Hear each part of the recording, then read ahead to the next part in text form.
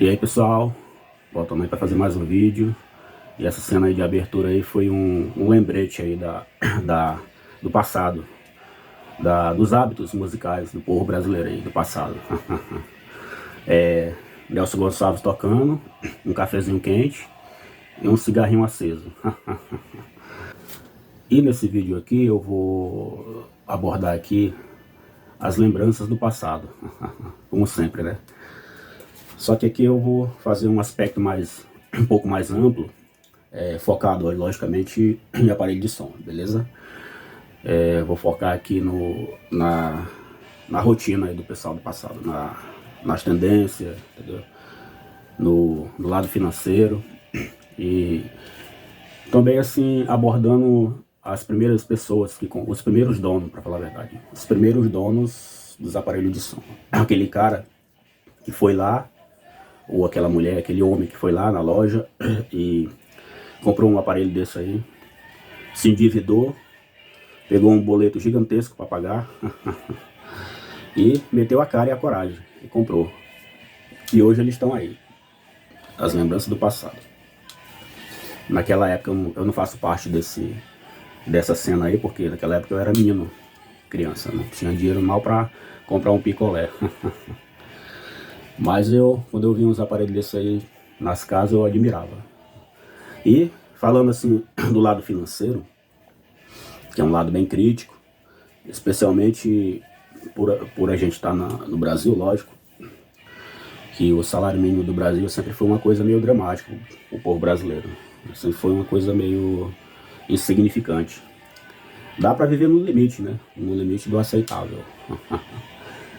E, assim, eu posso falar na época do real para cá, para fazer uma comparação.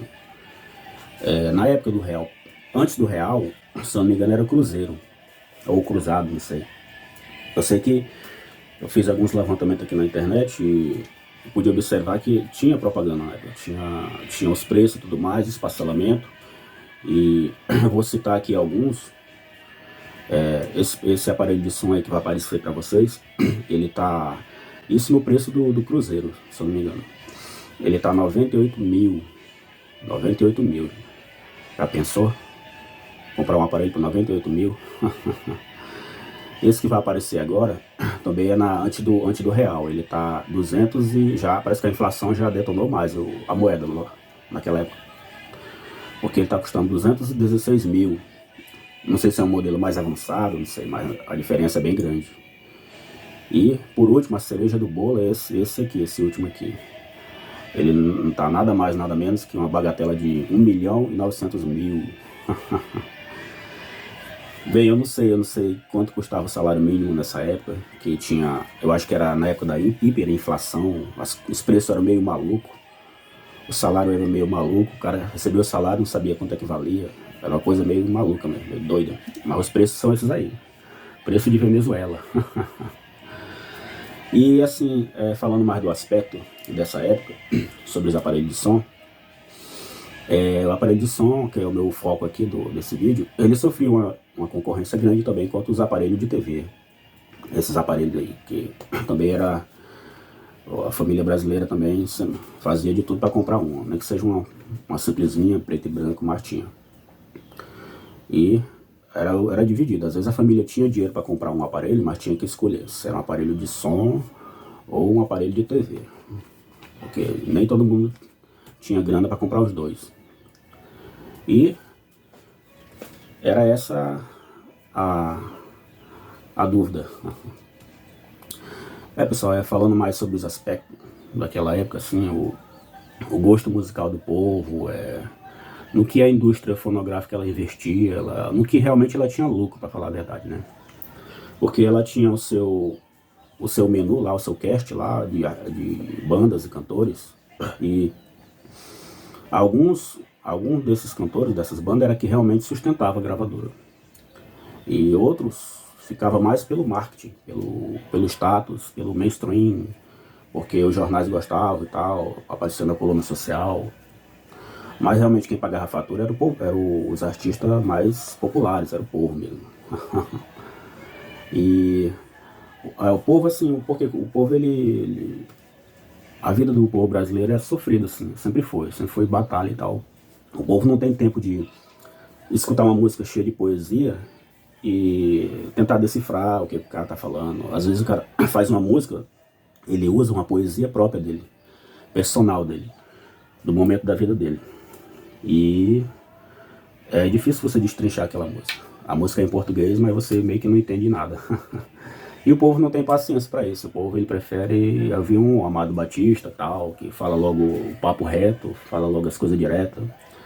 O cara tá afim da mulher, vai logo, se declara, fala logo pra ela, não fica enrolando. E esse é o sentimento, assim. Eu também me incluo nesse sentimento aí. Realmente o povo não tinha muita paciência para poesia na música. Na minha infância, assim, o que eu gostava de escutar naquela época lá, a gente não tinha aparelho de som em casa, era televisão. Mas eu gostava muito de música, aparelho de som. Eu passava pelas casas dos vizinhos, às vezes. A mãe pedia para eu comprar alguma coisa no mercado. Às vezes tinha um vizinho na esquina que estava ouvindo som alto. E eu meio que ficava lá parado só, escutando um trecho da música lá. Eu gostava muito. Tinha assim, naquela época era um dilema, porque esses aparelhos de som, quem comprava era geralmente os pais. E os pais geralmente gostavam de ouvir música tipo Reginaldo Rossi, Amado Batista, Nelson Gonçalves. E os filhos, que geralmente já era adolescente, eles nem podiam tocar no aparelho de som. Porque o aparelho de som era uma coisa caro e difícil de consertar, o conserto também era caro, e os pais eles evitavam ao máximo deixar as crianças mexendo, ou os adolescentes mexendo, para não ter esse tipo de dor de cabeça. Mas, quando o pai ia trabalhar e a mãe não estava em casa, ou a mãe era mais flexível do que o pai, do que os pais, e o moleque aproveitava quando o pai não estava em casa e metia umas músicas, uns pop rock na época, os Dire Straits, Pink Floyd, essas coisas assim. E tinha um vizinho lá que sempre, quando eu passava na esquina lá, ele tocava essas músicas aí da Sandra. Eu me amarrava nessas músicas dela. Essas aí que vocês estão ouvindo.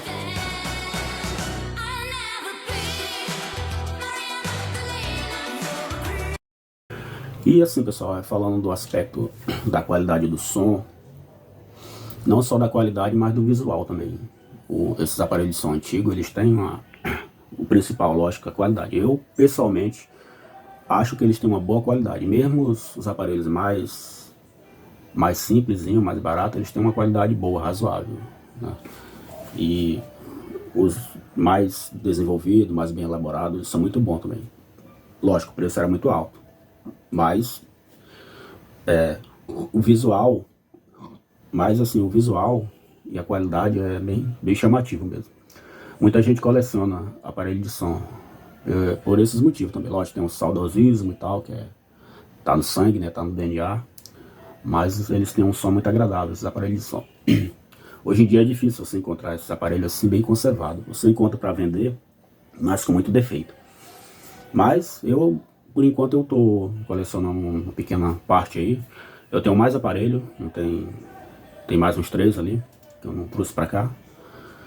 E trouxe só para fazer a exposição, para fazer o tema aqui pro vídeo, beleza?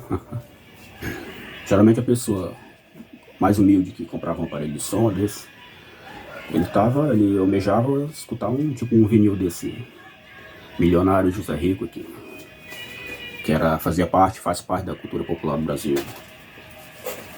Ou Nelson Gonçalves, eu passei no começo do vídeo aí tocando. E um dos campeões de venda aqui, Roberto Carlos também, o pessoal gostava muito.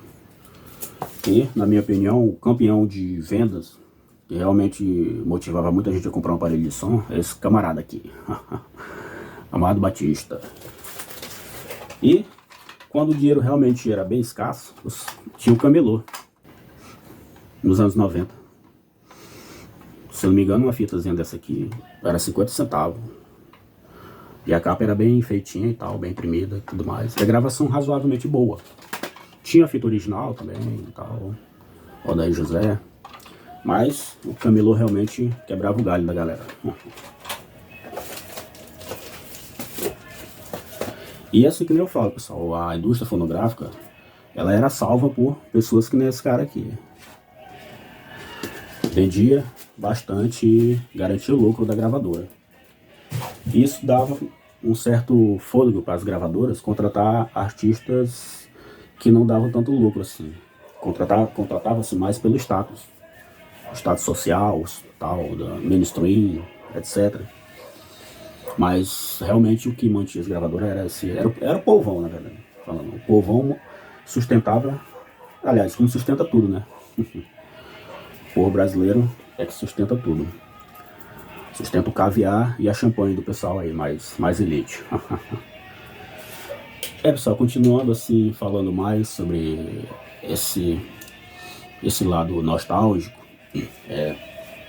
falando mais assim, um lado pessoal meu, deixa eu pegar aqui um negócio. Fazendo aqui uma mini homenagem ao meu velho, que faleceu ano passado. Eu trouxe aqui o companheiro inseparável dele aqui, esse rádio motor. Esse rádio motor aqui era o companheiro dele, que era o... Ele deitava na rede, ligava e ficava escutando as notícias. Todo dia. E era pilha. E é o meu homenagem ao meu pai, meu herói, esse gatão aí que vocês estão vendo aí. Um grande fã também de rádio motor. Bem, pessoal, vou encerrando por aqui, depois dessa reflexão aí, né? Vou ver qual é o próximo vídeo que eu faço pro canal. Eu tô sem tempo de fazer vídeo e eu não sei se futuramente eu vou continuar com esse canal, vou aposentar ele, ainda tô vendo aí essa possibilidade. Mas, por enquanto tiver dando para fazer vídeo e elaborar alguma coisinha, eu vou postar algumas coisinhas no canal, beleza? Eu vou encerrando por aqui, câmbio, desligo.